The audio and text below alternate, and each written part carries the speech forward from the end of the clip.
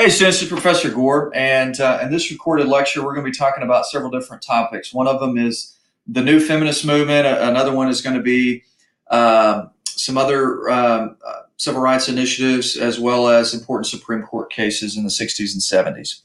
And so I've introduced Betty Friedan earlier when we talked about the 1950s and how she challenged the notion that women should be stay-at-home moms in suburbia and so forth. And so her 1963 book, The Feminist Mystique, is very well known and kind of helped spark this new feminist movement, because women's rights movement in the 1800s was focusing on equal legal rights and particularly the right to vote. And so now later, as you see time go along, it's going to be fighting things like unequal pay in the workplace, fighting sexual harassment in the workplace, and stuff like that. So really, what ends up happening is the Feminist Mystique's book by Betty Friedan helped some women believe that self-realization was attainable through jobs, education, escape from mind-deadening domesticity. And that was a quote from her. But by 1970, 40% of married women worked, and 30% of women with preschool children worked as well. And after the post-war baby boom, women were again having fewer children, aided now by the birth control pill, which first came out in 1960, and also an intrauterine device called IUD prevented kind of created other forms of contraception. At the same time, the divorce rate on the rise for the past century speeded up as the states liberalized divorce laws. And what that means is they began establishing what is called no-fault divorce laws, where instead of you have to have infidelity or abuse or abandonment as a reason for divorce, now it's just irreconcilable differences is what you can divorce for. Educational levels were also rising. About 1970, women made up 42% of the college population. Today, they make up over 50%. All of these things undermine traditional gender roles. The Civil Rights Act of 1964 also prevented discrimination based on sex. Now, this is kind of interesting because the big civil rights legislation of 1964, there was a Southern congressman who put that you couldn't discriminate based on sex in the bill, hoping that it would prevent it from getting passed. And ironically, he lost, and it did get passed, and so it prevents discrimination based on your sex as well. Betty Friedan and others founded the National Organization for Women in 1966, which is now. Okay, so they want rights now, not later. And it was kind of like a legal organization similar to the NAACP. So kind of like NAACP and LULAC for Hispanics, they're going to be fighting for change and so forth with legal measures. They had about 15,000 members by 1971, and it was commonly called the Women's Lib movement. Instead of Women's Liberation Movement, it's Women's Lib for short. They began protesting the 1968 Miss America pageant. And so this Women's Lib movement was a phenomenon of the 1960s, mirroring identity politics of Black power activists and self-dramatization of the counterculture. Okay. Now, the media brought women's issues to a wider audience. New terms such as sexism, male chauvinism became part of the national vocabulary. We hear these terms today. Radical women realized that key feminist goals like child care, equal pay, and abortion rights could best be achieved in the political arena. Now, you got to understand that the country was kind of divided on this issue. And so, for instance, we're going to get to the legalization of abortion with Roe versus Wade. The country is divided. And in fact, statistically speaking, there were more Americans that favored abortion in 1973 than actually do so today. This recent survey I read. And so one of the things, though, that gets passed is what's known as Title IX, 1972. And this prevented any kind of educational institution from discriminating based on sex. Now, what does that mean? Okay, so what is that? How can you define discrimination? Well, for instance, female students have to have the same opportunities as boys in sports. Okay, let me give you an example. So there can't be an odd number of sports available. So for instance, if there is a baseball team at a high school, then you got to have a softball team. Okay, now there may not be enough students to sign up to play, but you at least have the option. Okay, for instance, both high schools I taught at, we had a male and female wrestling team. Okay, so we had a boys team and a girls team. If you have basketball, you have boys and girls. You may be asking, what about football? Because there's not a girls equivalent. Well, there's volleyball, okay, and so forth. So to it also impacts college sports. So, for instance, University of Colorado is the only school in the Pac-12 that doesn't have men's baseball. I can't remember what female sport that they have, but they would have to add another female sport in order to have baseball. And I guess they don't think it's very cost effective. Plus Boulder, which is a beautiful city, but maybe a little more difficult to practice when they start playing games in February, and so forth. So that's what Title IX legislation. It can prevent you from getting federal funds if you discriminate based on the basis of sex. And you also have the National Women's Political Caucus, founded in 1971, and it actively promoted women to get elected to public office. So here are some women politicians at this time. And so Bella Abzug, Elizabeth Holtzman, Shirley Chisholm, she's probably one of the most well-known ones, as well as Geraldine Ferraro later, and then Patricia Schroeder as well. And so Geraldine Ferraro ends up becoming the first vice presidential candidate of a major political party in the 1980s. Ella T. Grasso became Connecticut's governor in 1974. And, so, the 1970s, that's the first time you really start seeing women governors now. I mean, having a female governor, we don't even think anything about it. Also, Dixie Lee Ray in Washington State in 1976. And having more people in office more women in office led to legislative changes. Congress authorized the child care tax deductions for working parents in 1972 and 1974.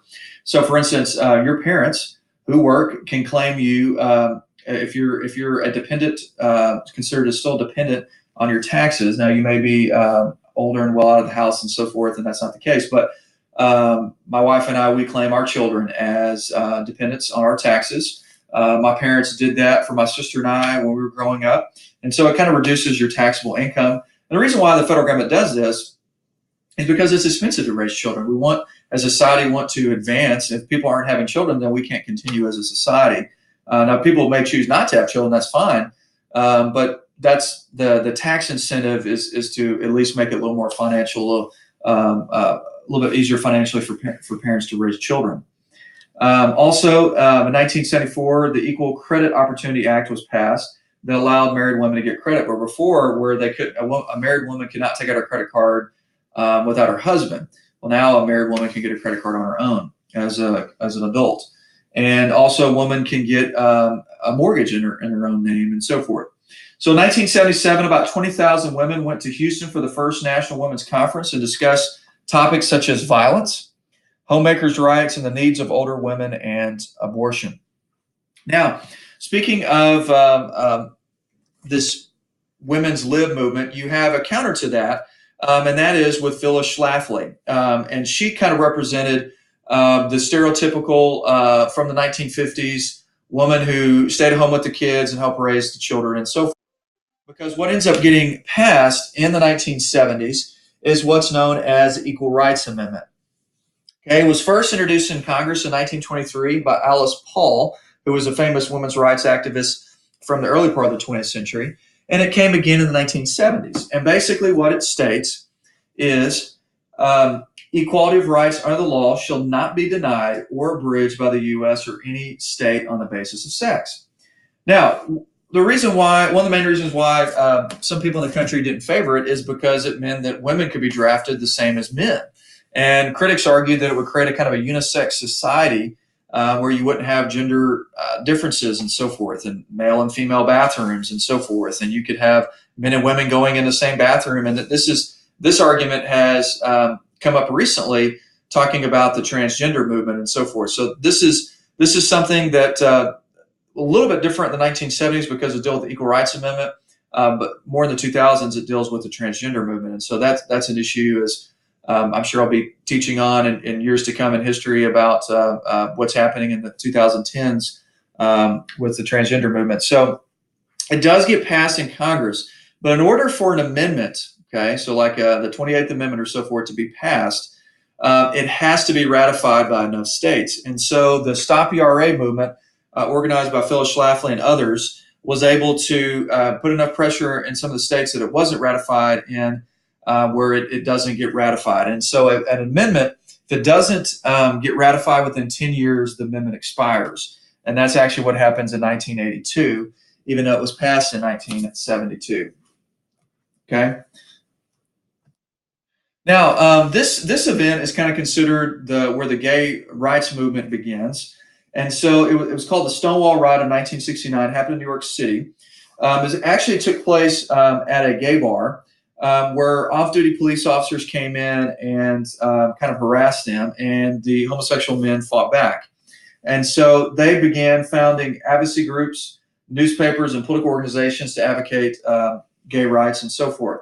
In big cities like New York City, San Francisco, and others, gay communities developed. You see this in Dallas and so forth.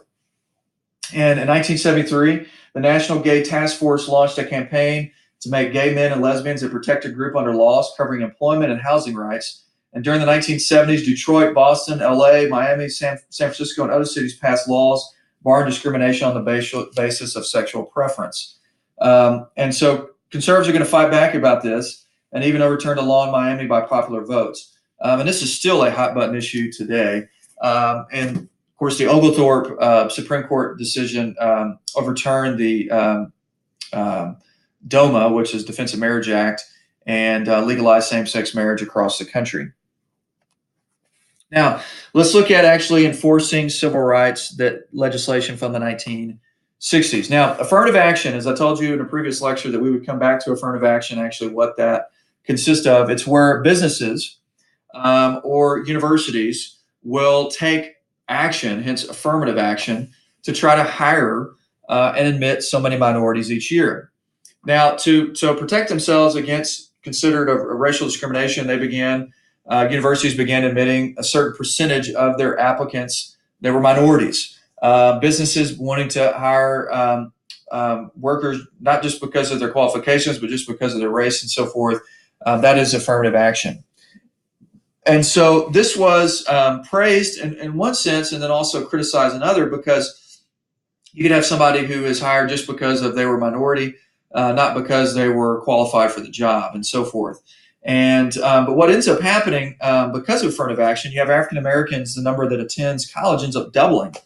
Hispanics and women benefited as well. And you see large groups of minorities attending college today. And so it was first advanced by the Labor Department in 1968. And what it is, it refined by a series of court rulings that identified acceptable procedures, including hiring and enrollment goals, special recruitment and training programs, and set aside quotas. Okay. And so basically, African Americans end up, as a result of this, made about 9.3% of the total student population. Blacks also increasingly moved into white-collar professions, found new opportunities in civil service, and got better access to union jobs. Latinos did as well, and white women far better as well. But critics fired back that this is reverse discrimination.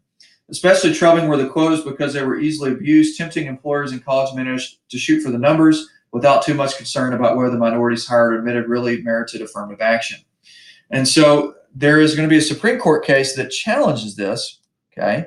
And that is the Bakke versus University of California case. Now, let me explain what happened. Alan Bakke was a white student who applied to Cal Berkeley's medical school. And Cal Berkeley's medical school is one of the top medical schools in the state. And of course, it's considered one of the top public universities in the country. But what ends up happening is he was denied admittance, but yet he saw minority candidates who had lesser, MCAT scores and lesser GPA than him. And so he filed a lawsuit claiming reverse discrimination. Now, the Supreme Court case actually makes an interesting ruling in this because it doesn't fully side with the University of California, nor does it fully side with Alan Bakke. So what does it decide? They said that a university can use race as a determining factor, okay, but they cannot have a certain number or percentage of quotas each year that they're going to admit to medical school. Okay, so let me give an example. Let's say that you had a medical school that decided, all right, this next year we're going to admit 25% of our applicants are going to be Hispanic. We're going to admit 25 are going to be African American, 25 are going to be white, 25% are going to be Asian. Well, what if that year you had more qualified Hispanic candidates than white candidates, or more qualified African American candidates over Asian candidates, or something, whatever.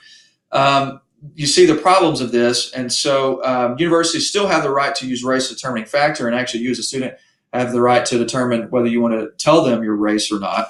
In fact, I had a student of mine, he's one of the most brilliant students I've ever taught.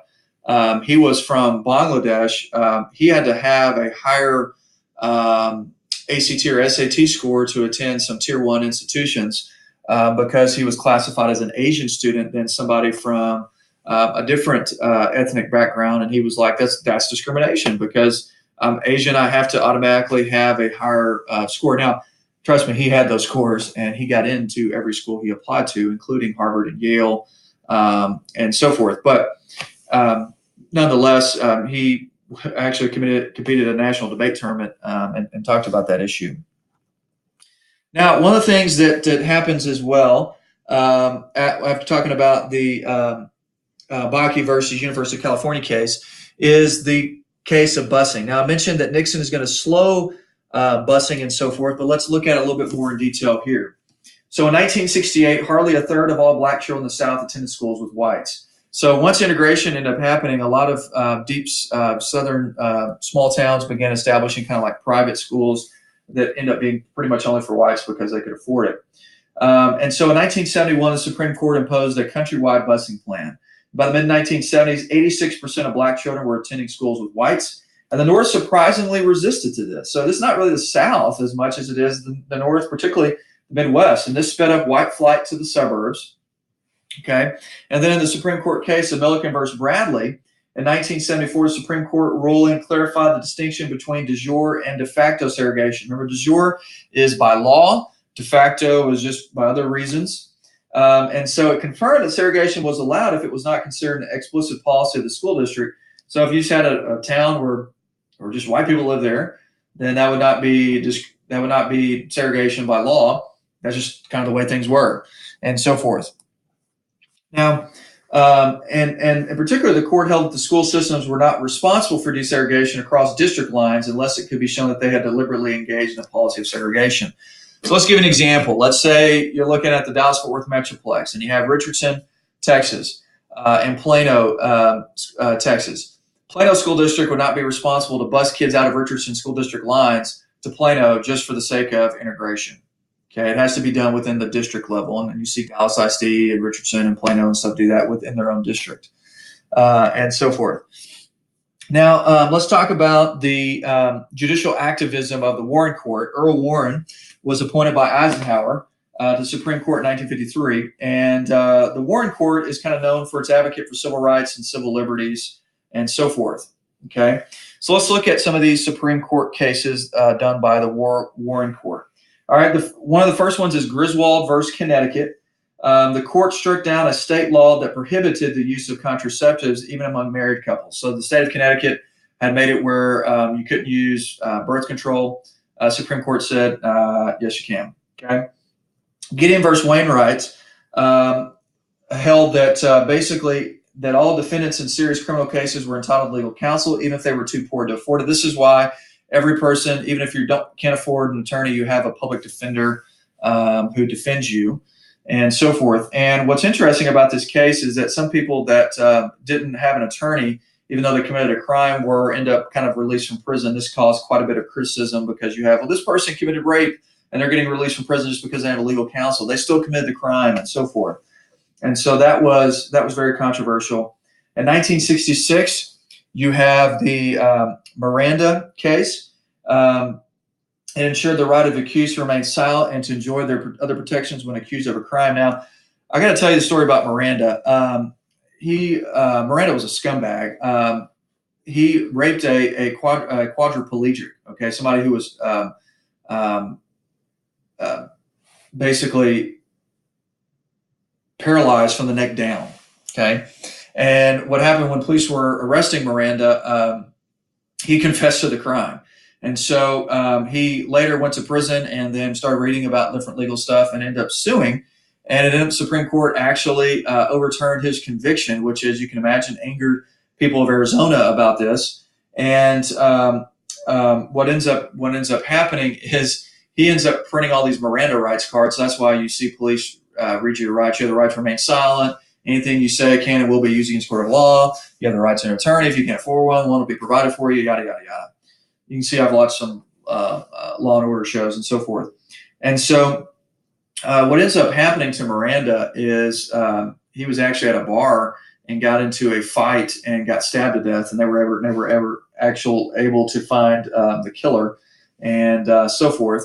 You also had New York Times versus Sullivan, where the Supreme Court ruled unanimously that public figures could sue for libel only if they could prove that malice had motivated their defamers. So what libel is you're just trying to slander somebody's reputation, and so and so you had to show that malice was the reason. So they're slandering you for just to try to ruin you, and so forth. And so this decision opened a wider door for criticisms of public actions as well as private lives of politicians and other officials. You also had Engel versus Vitale in 1962, which dealt with all that in the school district of Abington Township versus Shemp. The court voted against required prayers and Bible readings in the public schools. So, for instance, children in schools can pray if they like and read a religious text if they like, but the school can't pray over the loudspeaker, or the teacher can't lead them in prayer unless it's like a private school. And the Bible can be used as a historical text, just like the Quran can, but it can't be like taught out of as you would at like a religious service. Also, the Supreme Court held that states that could not deny to blacks the rights that have been extended to whites, and the school district of Abington Township versus Shemp. Now, Roth versus United States, what this did is defined what obscenity was, and they were considered utterly without redeeming social importance, and so forth. Okay.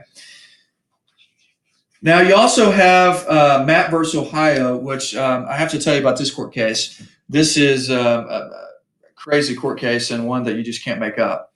It deals with a legal search and seizure, and so it was in the Cleveland, Ohio area. And what had happened is police were looking for an illegal gambling ring. Okay, and so you have this illegal gambling ring that was taking place, and so the law enforcement officers were going house to house to ask about, hey, do you know anything? Any neighbors trying to get information? You know anything about this happening? Have you seen people going at night, to congregate or whatever? Well, they come to this lady's door, and she is very aggressive towards law enforcement, refused to answer any questions, and really is just kind of defiant towards them. Well, they were highly suspicious of this person, and so instead of waiting on a judge to issue a court order that they could go and investigate her home, they presented her with a fake document. Okay, that's where the problem was. And then she demanded to see it, and then grabbed it, and then she goes berserk at law enforcement agents, and she ends up getting arrested for her actions. But when they go into her home, they uncover a trunk of child pornography. Okay, and so child pornography is illegal in all 50 states. And so they don't charge her with illegal gambling ring, because she wasn't involved in that, but they charge her with child pornography. Well, she ends up suing, and the Supreme Court hears her case, and she actually gets out of prison, even though that she clearly had child pornography, because it was the evidence was gathered in a legal manner. And so that's why you won't see law enforcement go in any kind of area without a judge order to be able to have a legal right to do that. And so a lot of Americans were like, this is crazy. She clearly had child pornography. She should be, tried to convicted for this, and so forth. Also, Escobedo versus Illinois, Supreme Court case that made it where everybody has to have an attorney present at questioning. Oftentimes they will wait till your attorney gets there, and their attorney will tell you what you can and can't say, and so forth.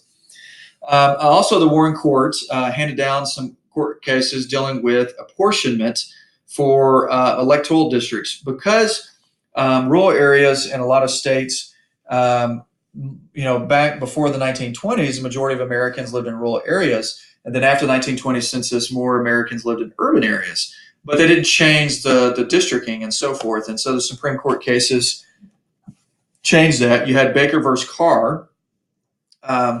And so you kind of had to draw up based on the most recent census data and so forth.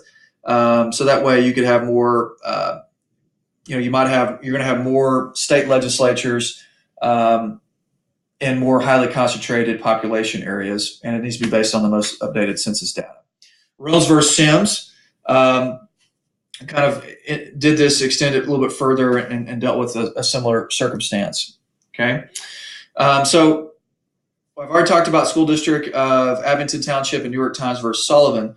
You also have Griggs Power Company, or Griggs versus Duke Power Company, prohibited intelligence tests or other devices that had the effect of excluding minorities or women from certain jobs. And so they made all of their applicants take an intelligence test, and they said that was discriminatory against minorities and so forth. Anyway, now let's look at the lean years and so forth. We're actually going to get to that with Jimmy Carter's presidency, and I'll cover that in a different lecture.